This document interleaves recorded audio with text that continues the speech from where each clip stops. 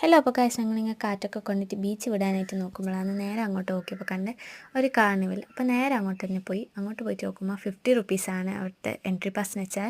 പക്ഷേ നല്ല സംഭവം തന്നെയാണ്. എന്താ വെച്ചിട്ടുണ്ടെങ്കിൽ കുട്ടികൾക്കാണെങ്കിൽ വലിയവർക്കാണെങ്കിൽ കളിക്കേണ്ട നല്ല അടിപൊളി സ്ഥലമുണ്ട്. ഫുഡ് കോർട്ടുണ്ട്, അങ്ങനെ പല സംഭവമുണ്ട്. പക്ഷെ നമ്മൾ പോയിട്ടില്ല. എന്താ വെച്ചിട്ടുണ്ടെങ്കിൽ നമുക്ക് വേറെ സ്ഥലത്തോട്ട് പോകണമായിരുന്നു. അപ്പോൾ നമ്മൾ ആ സ്ഥലം അങ്ങ് നേരെ വിട്ടു. നോക്കുമ്പോൾ ഇവിടെ നല്ല ട്രാഫിക്കായിരുന്നു. അങ്ങനെ നമ്മൾ എങ്ങനെയല്ലോ നമ്മളെ ഡെസ്റ്റിനേഷനിലോട്ട് എത്തി. അങ്ങ് എത്തി നോക്കുമ്പോൾ സ്റ്റുഡിയോയിലൊന്ന് കയറിയേ നോക്കുമ്പോൾ ഒരു ചെക്കൻ വന്നിട്ട് നമ്മളെ വണ്ടി ചെറുതായിട്ടൊന്ന് മുട്ടി. അങ്ങനെ ഓനും പറന്നങ്ങ് പോയി. അതൊക്കെ കഴിഞ്ഞിട്ട് നമ്മൾ നേരെ സ്റ്റുഡിയോയിലോട്ട് കയറി. നല്ല കളക്ഷൻസ് തന്നെ ഉണ്ടായിട്ടുണ്ടായിരുന്നു.